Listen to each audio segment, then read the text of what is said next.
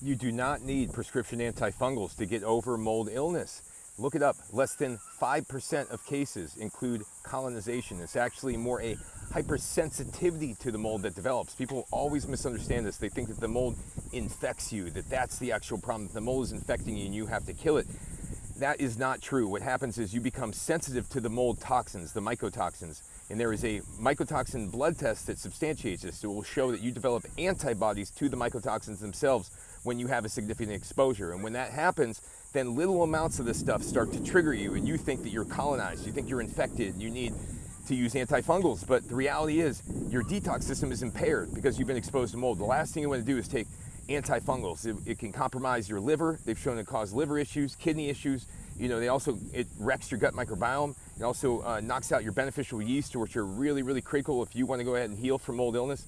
So the reality is you don't need to be able to take antifungals to heal. I healed myself from severe mold illness. My daughter, she was completely disabled from it, healed without any prescription antifungals. Multiple people I've worked with, people that are living down here that moved out of town to work with me, they're healing without any antifungals, right?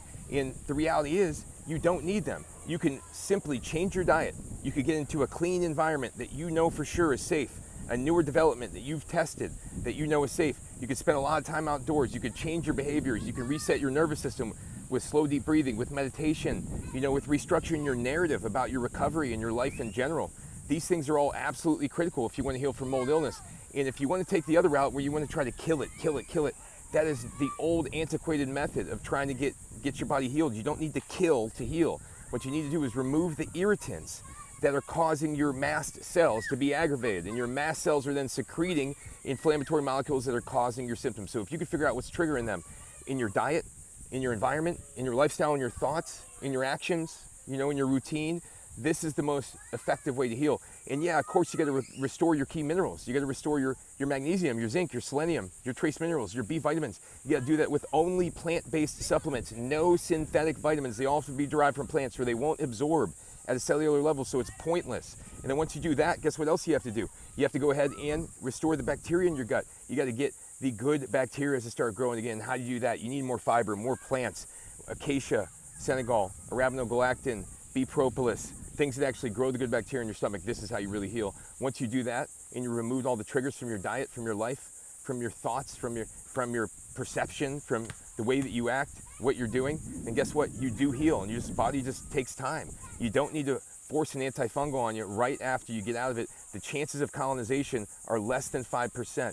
Even in worst case scenario, I've seen lots of people recover without colonization. Don't buy into it because it'll make you go backwards and you'll think that you're sick because you're colonized when really you're sick because you moved into yet another place that had mold and your sensitivity is so high that your body is recognizing it. And that's the real truth about mold illness. So there's so many people talking about mold toxicity. It's a waste of time. It is mold sensitivity that is the issue, not mold toxicity, mold sensitivity. Once you develop antibodies to the mold toxin itself, then your body becomes hypersensitive to it everywhere around you.